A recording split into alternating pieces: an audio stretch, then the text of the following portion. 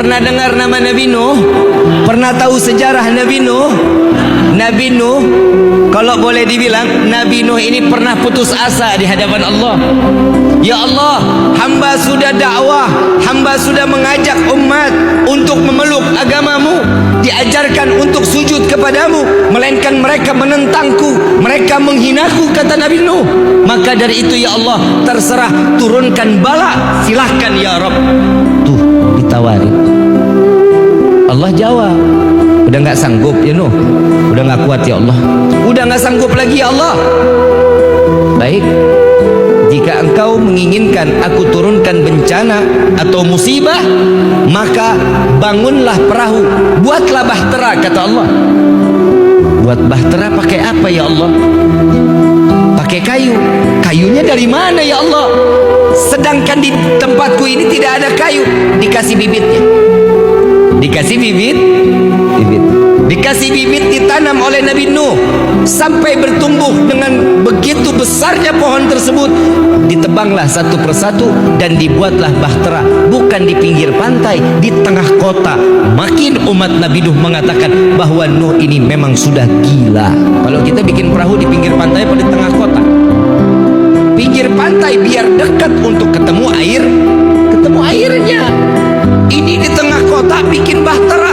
Akhirnya ini hamba Allah yang mereka yang sakit hati dengan Nabi Nuh, yang gak mau dengar dengan dakwahnya Nabi Nuh, mereka berbondong-bondong. Itu bahtera lantai 1 dibangun sudah hampir rapi, dia berbondong-bondong semuanya. Dia kalau mau buang hajat, buang air kecil, buang air besar, larinya di bahteranya Nabi Nuh. Gak mau di kamar mandinya mereka, enggak, maunya di bahtera Nabi Nuh. Dan tanpa disadari, saat bahtera lantai pertama selesai, Nabi Nuh mau lanjut lantai kedua, di bahtera lantai pertama ini sudah hampir penuh dengan kotoran manusia. A'udzubillahi. Ujiannya Nabi berat apa enggak? Tapi Allah kasih solusi. Kita ujian baru corona kemarin sudah puyengnya luar biasa. Untung kiai di sini nggak ada yang minta ya Allah binasakan corona. Tapi dipelihara akhirnya coronanya jadi duit sih, betul kan?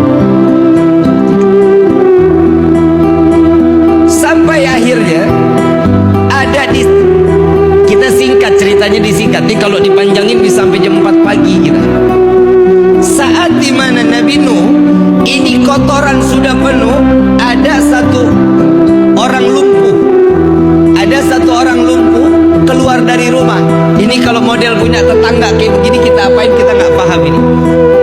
Ada satu tetangga lumpuh, bencinya sama Nabi Nuh luar biasa Pak, luar biasa bencinya sama Nabi Nuh.